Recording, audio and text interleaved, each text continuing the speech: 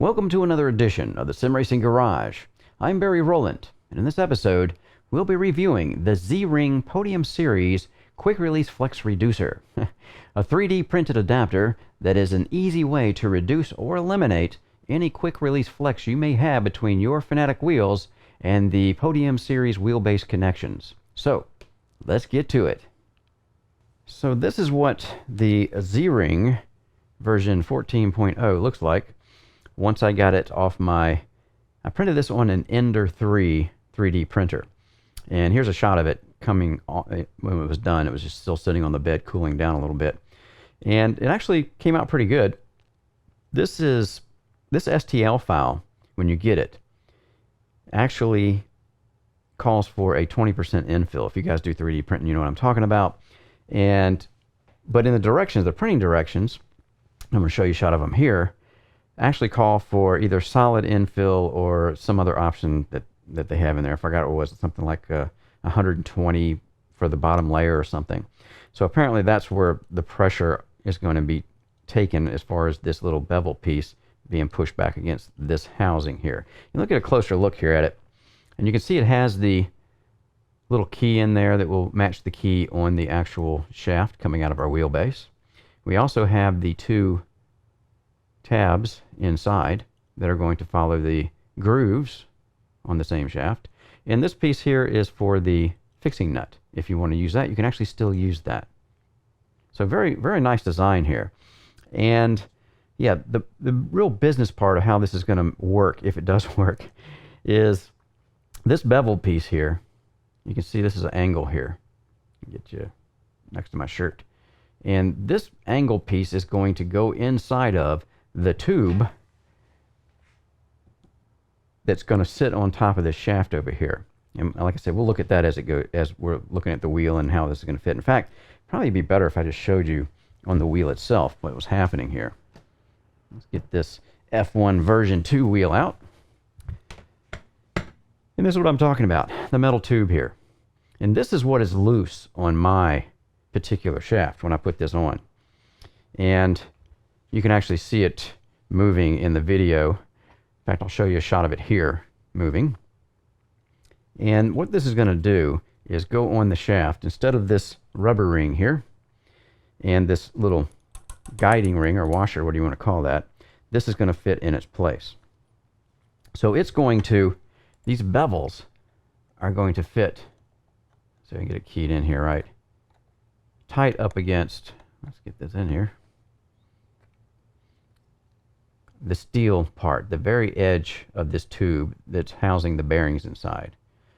So it's going to fit in there, get it back out, very tightly.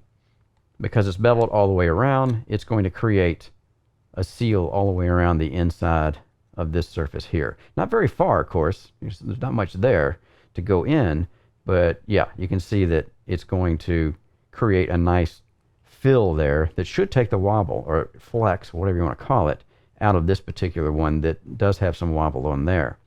So yeah, this is the wobble of this piece made it to here. So when they're mated together, that's where we're getting some wobble. Now, typical of the Fanatec quick releases, there can still be some wobble, even though you don't have any in here. This is a very tight fit on here, and some guys have that. But you can still see some motion, which probably doesn't affect anything, but in between the ring right here and the tube, between those two pieces. And I believe that's probably because when these bearings are sitting in these indentations they've machined into the shaft, that there is a little bit of room there that they can move back and forth a little bit. And that's what we see is this piece here moving on top of the actual hollow tube here. But we'll see that again once we get to using this, hopefully, if this is going to tighten things up. So it's a real simple way to use this. It's very simple to use once you have it printed up. And obviously we're just going to put it on there. I'm going to show you me putting it on there. I went ahead and did it in blue so it was easy to see. I had black or I had blue. I thought blue would show up a little better in the video. So yeah, I'm anxious to see how this is going to work.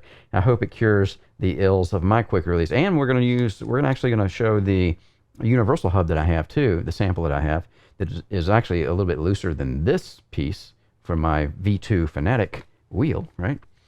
So we'll see how that works on the universal hub too. But we're going to try the wheel first, and then we'll go to the universal hub. So what we'll do next is I'm going to shoot a quick video. You guys probably saw that in review, but I'm going to do it again just for those who don't want to go back to the other video and look and watch. And just take this apart, take what we need off of this shaft, and put this in its place or stead, and then we'll see how all that works. Now let's go ahead and pull the shaft off so we can put our Z-ring back on. And that's, of course, is just a simple matter of this collar here needs to come loose, and those are M6 socket cap head bolts, and the hex on them are 5mm. And we'll just go ahead and loosen this up. Usually I get about half turn on each side as I'm loosening, just to keep things even. Well, that came a lot easier than this one did, so we'll go back to this one. There we go. I think one more turn and we're off. So let's go ahead and get that. There we go. So now we're loose there. We can pull everything off very carefully, of course. Remember, there are some wires in here and plugs and such, so we want to take care that we don't mess them up. And there they are. Right, so it's just a matter of unplugging them. I usually unplug, well, it doesn't matter which one you unplug first, but I'm going to go ahead and grab the black one, kind of wiggle it. These are tight plugs, which I do like. And get the orange one off now. All right. I can still get to that black one there, hopefully. All right, so now all we do is take this lock ring, if you will, or crush ring, whatever you want to call it, and we're just going to spin it off. Right, so we still need this piece. We're keeping that. We're going to take this washer off, and you can see it's got those tabs and the key in it, just like our 3D piece going back in. Then we're going to pull the rubber off.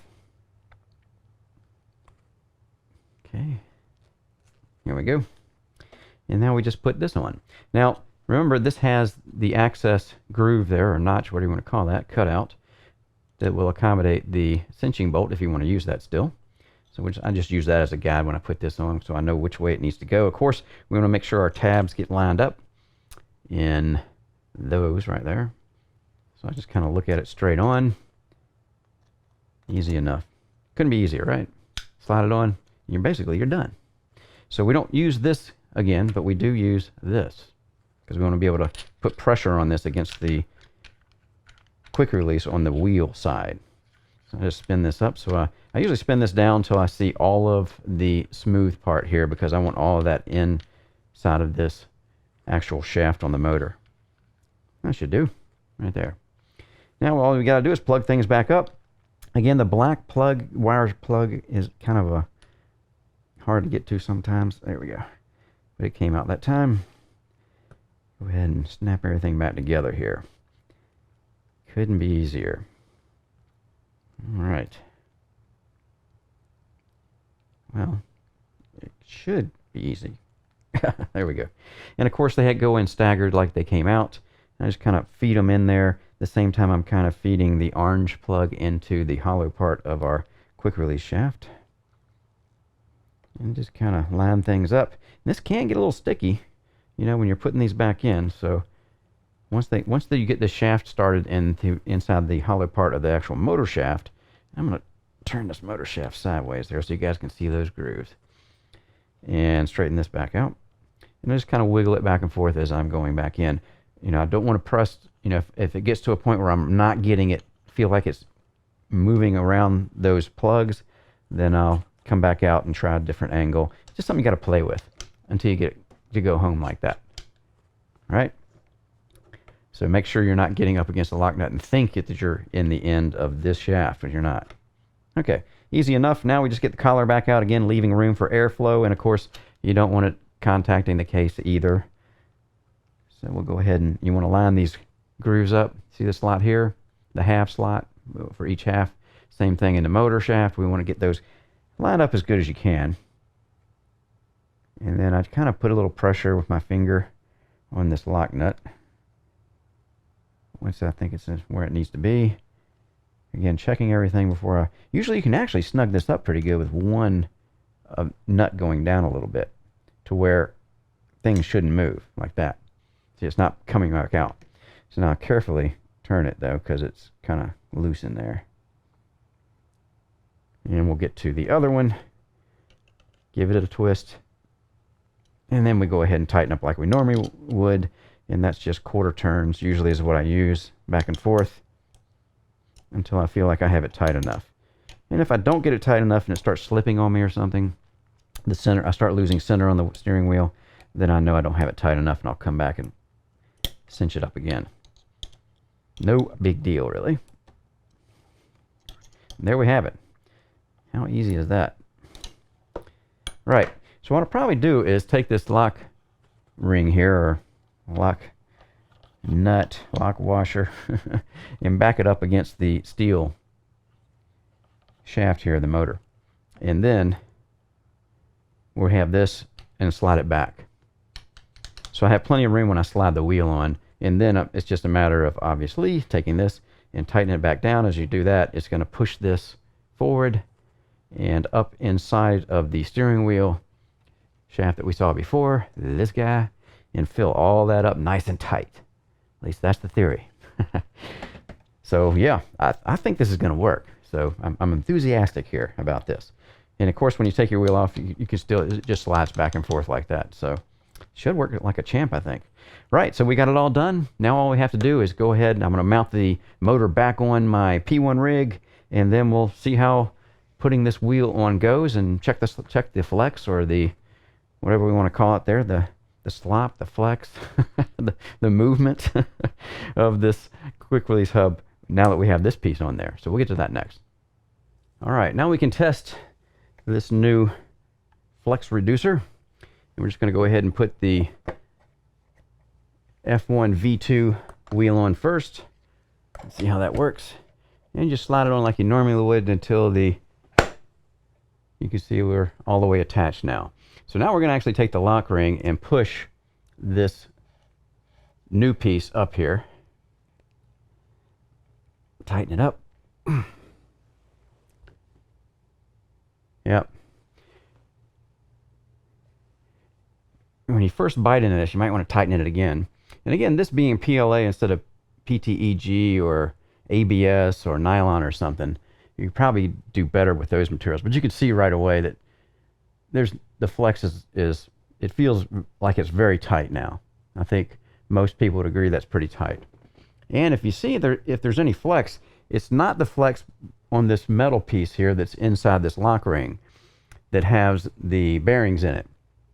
It's actually looks like the connection between this ring here, the spring ring that we pull back, and the actual metal tube that's in there that holds the bearings, and then of course clamps down once it's riding on the end of the shaft. But yeah, it looks like it's just a little bit of shake between these, and that could be the bearings themselves in this hub just moving around a little bit in those indentations on the end of the shaft here.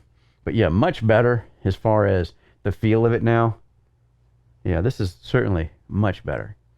So I would have to say that initial reaction is that it works. Now we're going to have to run it a little bit, and you can see I can actually snug it a little bit more after I move it around a little bit. But we're going to have to run this a bit and see how long this lasts. You know, it is 3D printed parts, so I don't know what the wear characteristics is going to be, and it is PLA. But then again, I could print up a couple of these, and if I wear one out, I could always put another one on. So I would have to say that, yeah, this is a success. It definitely took out a lot of the movement that I had, right? It definitely took out a lot of the flex that I had before. And now it seems like it's just in between this piece, this red piece, and the actual tube underneath. So yeah, we'll call that a success, I think. Here's a quick before and after comparison. I know the bottom one is not as close as the top one, but if you enlarge this in your computer screen, you'll be able to see what I'm talking about, I'm pretty sure. And yeah, here we have on the bottom the original setup with the rubber ring, the expanding rubber band in there. And if you look at the edge there, you can see the actual female metal shaft is moving on top of the male there, because you can see it getting wider and thinner, and that would indicate movement between the two pieces. Now, if we look at the top with the Z-ring installed, that movement is all but ceased as far as I can tell. Again, I'll let you guys make the call here, because it looks like it's working to me. I can tell you this, it feels a heck of a lot better than without the Z-ring in it. So yeah, I think this is doing a good job. Any movement we're getting, I think, is between the black spring ring and the female shaft itself, which we also will see here. If you look at the top one, that you can see the movement there, but actually it's the female tube that's actually moving around on the shaft, on the male shaft rather, of the quick release coming from the wheelbase. And yeah, you can again use the rubber band as a gauge to see the movement there. And on the bottom with the Z-ring, it looks like that metal piece is not moving over. The female piece has been locked down pretty tight now and is not moving, but we still have a little movement in that. And I can only guess that this might be some movement from the bearings being able to move around in their indentations a little bit when we push the wheel back and forth between the red locking ring and the actual female tube itself that's on the wheel side quick release. And I think that's just something that has to be in there. There has to be some lash or some play in there to allow the ball bearing mechanism to actually function properly. Final thoughts on the Z-ring shaft adapter for the Fanatec Podium series wheelbases. First, I want to make sure that the guys at EK Sim Racing get full credit for designing this rather clever solution to allow owners of the Fanatec Podium series wheelbases to eliminate any flex they may have in their quick release connections. They also have a design for a complete wheelbase side shaft that may eliminate any flex moving forward. All you need is a 3D printer or a friend who has a 3D printer to make one. And once that's done, it's a simple matter of swapping out the rubber band and gold washer for your newly printed unit. Then just install your wheels as is normally done on the Podium series wheelbases and start enjoying your newfound increase in wheel-to-wheelbase connection firmness. I'm Barry Rowland. Thanks again for watching the Sim Racing Garage channel. Don't forget to hit the subscribe button. And if you would like to help support what I do here at the SRG, visit my website at simracinggarage.com.